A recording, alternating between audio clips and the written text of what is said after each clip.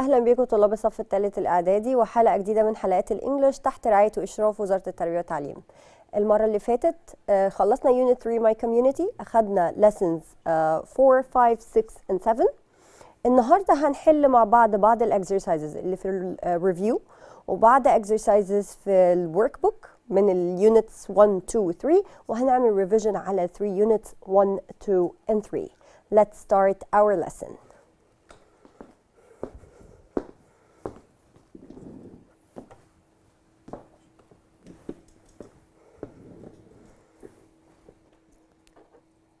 Okay, so let's start our review.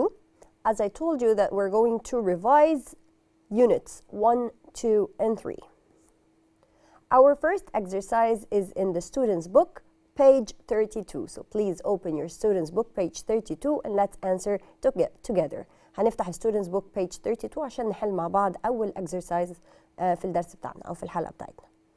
The videos of the sea animals were amazed or amazing. أول exercise معانا هو revision على ال adjectives اللي بتنتهي ب ed و ing. لو تفتكروا تاني قلنا بستخدم amazed لو أنا بوصف شعوري my feelings towards something. I was excited when I watched the thriller movie. يعني أنا كنت زي متشوق أو مبسوط أو منبهر وأنا بتفرج على الفيلم. لكن لما أجي أوصف حاجة بستخدم ing زي ما أقول the film or the thriller movie was exciting. إن أنا بوصف ال thriller movie أو الفيلم فبوصفه ب adjective آخره ing. طب هنا the videos of the sea animals were. Here I'm describing the videos. بوصف الفيديوز. هوصف الفيديوز بإن هي إيه؟ amazing were amazing. بستخدم ال adjective اللي آخره ing when I describe something or someone or an idea. Number 2, my son is space interested or interesting in how animals can live in the desert. ابني عنده شغف في ازاي الحيوانات بتقدر تعيش او منبهر بفكرة ان الحيوانات بتقدر تعيش في الصحراء. فاكرين انا قلت لكم قبل كده لما يكون عندي preposition in ده معناه ان انا هستخدم interested in، مش هينفع اقول interesting in. interested in يعني انا بوصف شعور الولد ان هو منبهر بالفكرة فده شعوره. I'm describing my son's feelings. Number 3, Jamil was frightened or frightening when he saw the snake in the desert. جميل كان هو حس بإيه لما شاف التعبان في الصحراء.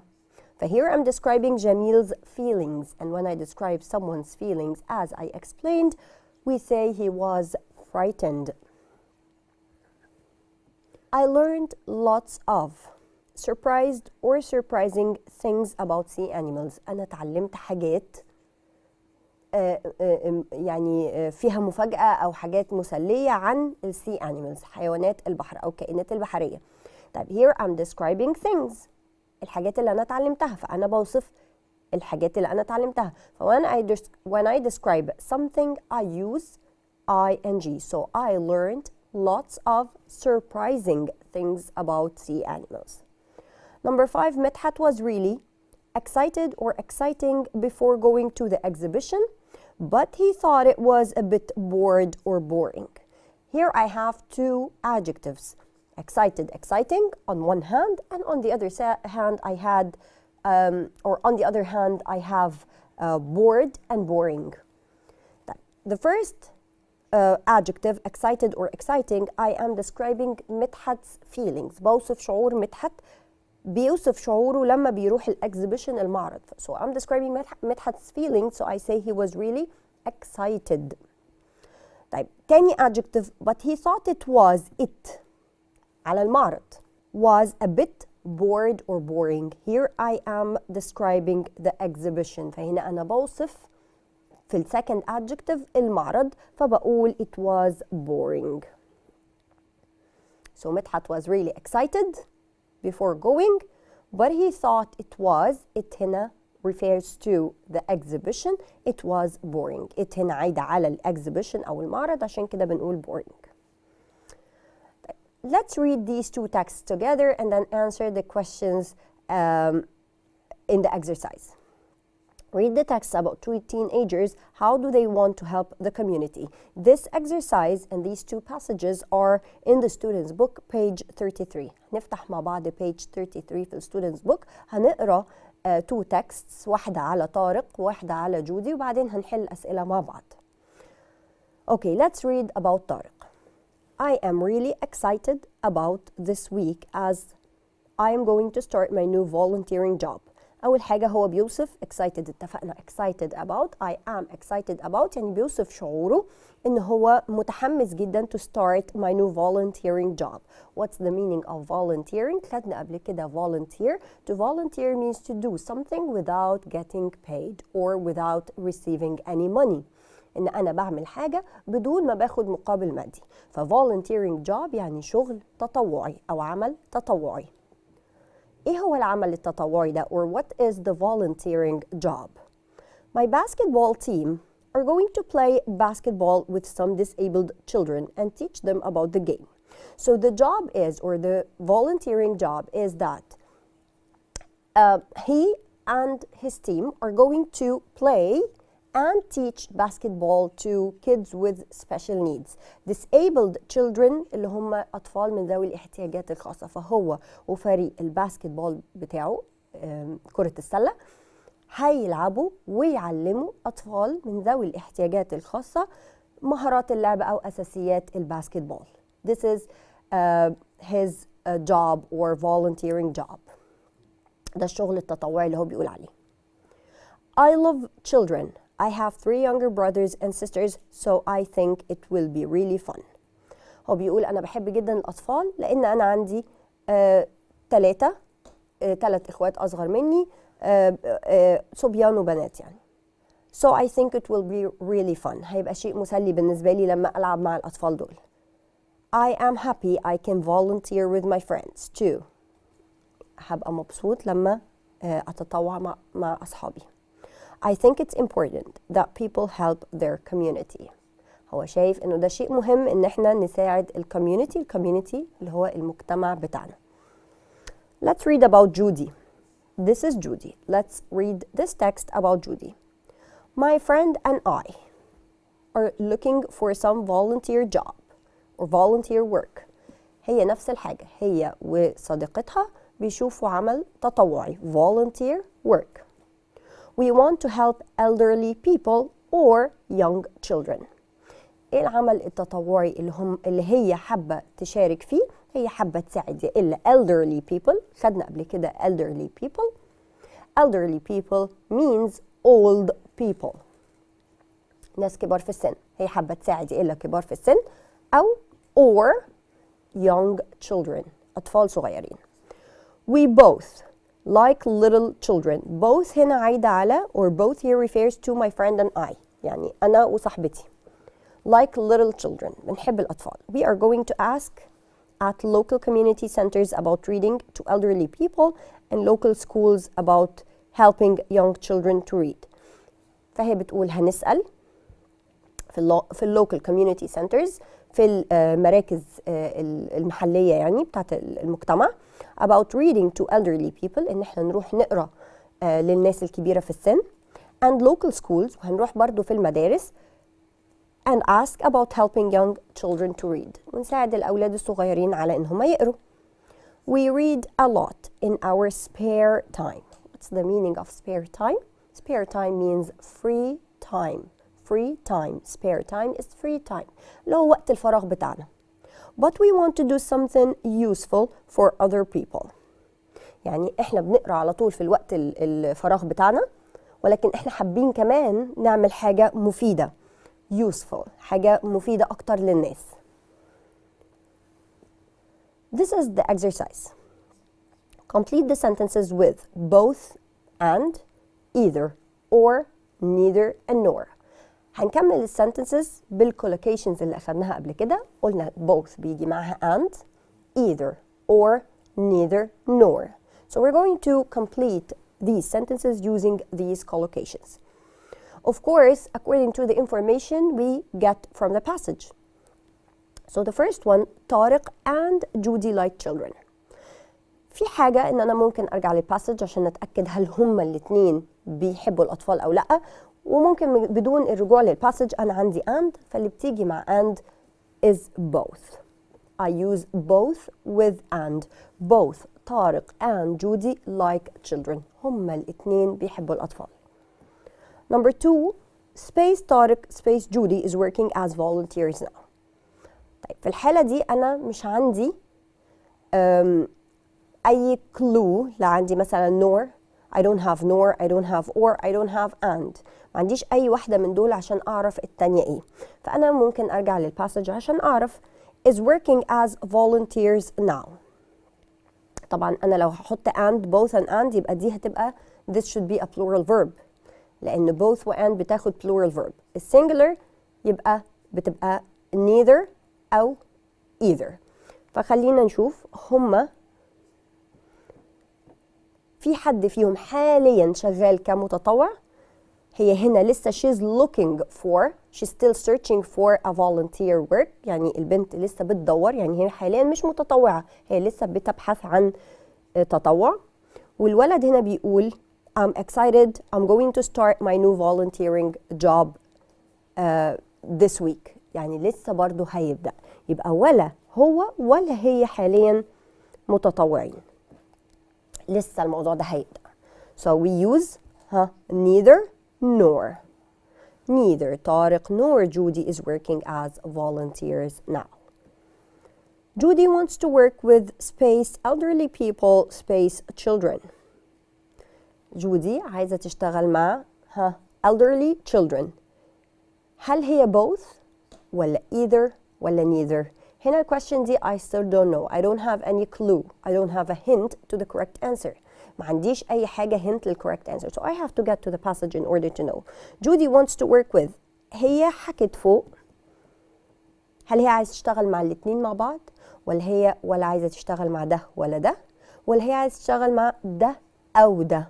فهير she says we want to help elderly people or young children. فيا ده يا ده. either or.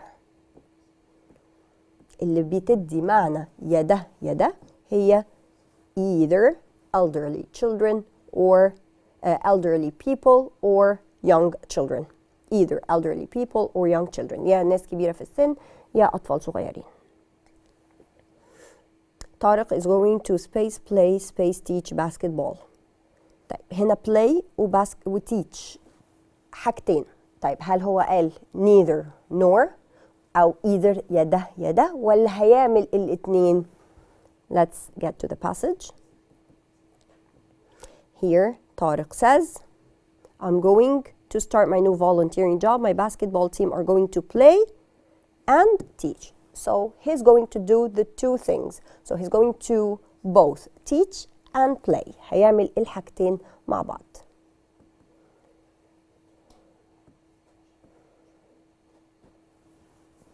Both play and teach basketball.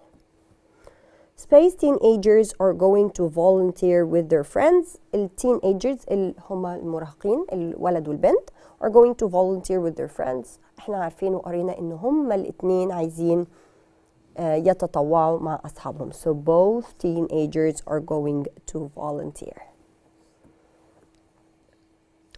Complete the text with these words and phrases. This is in the workbook, page 86. So the vocabulary words and terms that we have are community projects, elderly, facilities, pavements, sports activities. دي الكلمات اللي عندنا. We're doing page 86 in the workbook. Please open workbook page 86. نفتح مع بعض workbook page 86. نبدأ ب community projects. What's the meaning of community project? It's a project for the community. مشروع مجتمعي. Elderly means old people. Facilities اللي هي إمكانيات. Pavement اللي هو something that we can walk on or along. يعني اللي هو رصيف، حاجة نقدر نمشي عليها أو جنبها الرصيف. Sports activities related to sports أنشطة رياضية. I live in a great community. there are lots of space for young people such as volleyball and tennis clubs. فهنا أنا عندي examples volleyball and tennis clubs. هو بيقول أنا عايش في مجتمع كويس جدا رائع. There are lots of space for young people such as volleyball and tennis. طيب volleyball وتنس دول examples لا. These are examples for sports activities. There are also many local space including a great theater and a history museum. Theater اللي هو المسرح. History museum اللي هو متحف تاريخي أو متحف تاريخ. طيب دول يعتبروا إيه؟ الثياتر لما بقى أنا عايشة في مكان عندي ثياتر عندي ميوزيوم دي كلها بتعتبر facilities إمكانيات local facilities. Our roads have wide space so it's not a problem for disabled people to travel around. Disabled اتفقنا disabled people are people with special needs. ناس من ذوي الاحتياجات الخاصة. عندنا الشوارع بتاعتنا فيها wide means big or great. So it's not a problem for people to walk around. ايه هو الحاجة الكبيرة؟ فمش صعب على الناس اللي هي من ذوي الاحتياجات الخاصة انها تمشي براحتها. So we have pavements. أرصفة. I help at one of the space too. I help at one. طيب مش واضحة نقرأ تاني عشان نعرف هي ايه. We help the space to learn about the latest technology. My grandmother sends lots of text messages now. This is obviously a community project. مشروع مجتمعي احنا بنساعد عشان بنساعد الناس الكبار يتعلموا على latest technology in our community. This is a community project. We help the elderly to learn. طب عرفنا منين انها elderly؟ لانه هنا بيقول my grandmother sends lots of text messages now. يعني جدتي دلوقتي عشان هي اتعلمت she can send lots of text messages now. Back to or again another revisit for the adjectives that end with ed or ing. This time we're doing the workbook page 87, so please open workbook page 87. احنا هنا نفس فكرة الادجectives اللي بتنتهي ب-ed أو ing هنحلها مع بعض. Today's math lesson was very space. أنا عندي between brackets I have interest. I learned a lot. Here I am describing the math lesson. So I am describing something. When I describe something or someone, I put ing to the adjective. So today's math lesson was very interesting. I learned a lot. Number 2, the children are very space because they have a new toy. The children are very, I am describing the feelings of the children. بوصف شعور الأطفال. I'm describing the feelings of the children, so I say they are very excited because they have a new toy. The walk over the mountains was beautiful. It was very space, but it was very space. The walk over the mountains. بوصف المشي على الجبال. كانت انه احنا بنمشي على عند الجبال كان شيء جميل او رائع ولكن it was very كان ايه متعب جدا او مرهق جدا. So I'm here describing walking over the mountains. I'm describing a process or an action. I'm describing a thing. بوصف حاجة. when I describe something I add ing. So it was very tiring. The tourists were very space to see snow on the pyramids. The tourists السياح كانوا شعروا بإيه لما شافوا السنو على البيراميدز. شافوا تلج على البيراميدز.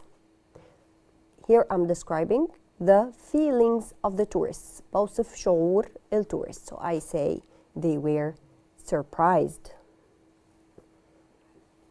يعني انبهروا أو استغربوا. This museum is space. There are so many old things there. This museum is, so here I am describing the museum. بوصف المتحف. لما بوصف المتحف, when I describe something I say is amazing. There are so many things there. Okay, now we have a text in the workbook. Let's answer this exercise on the board together.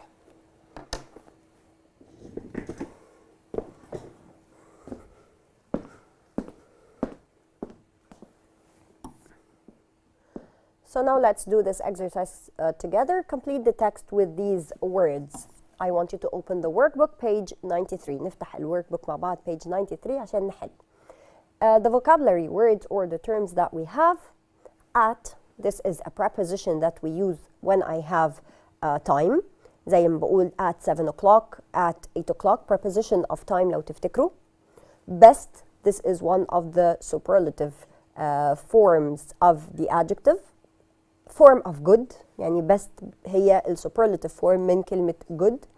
Bored, this is an adjective describing feelings of people. Adjective بستخدمه عشان أوصف شعور الناس. Either دايما بتيجي اللي هي يدا أو حاجة من حاجات. Famous, حاجة مشهورة. Interesting, I use interesting as an adjective to describe something or someone or an idea. بستخدم adjective آخره ing عشان أوصف شيء أو شخص أو فكرة. Introduce, أقدم.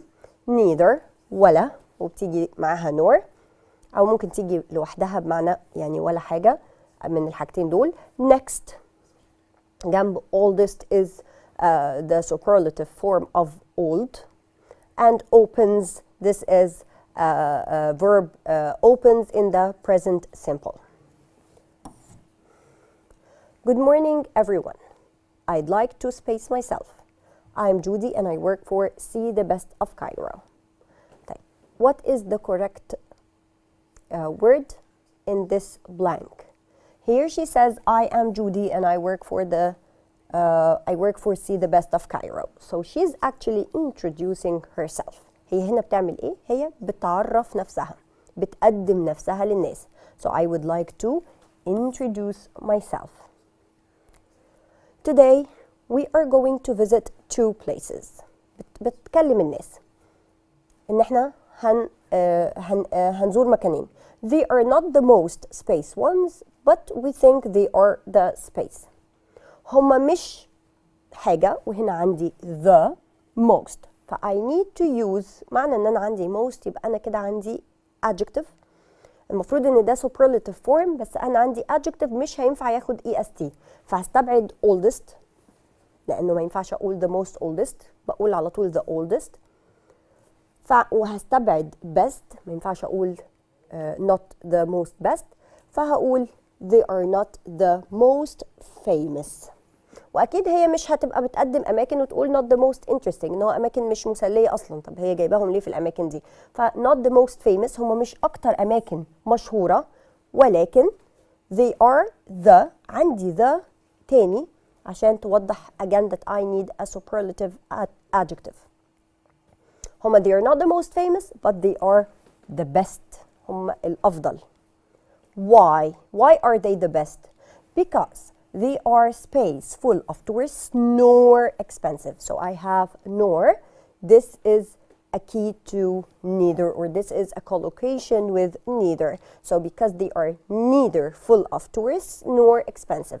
هم ولا مليانين بالسياح زحمة ولا هم expensive غاليين المكانين دول. But they have space things to see.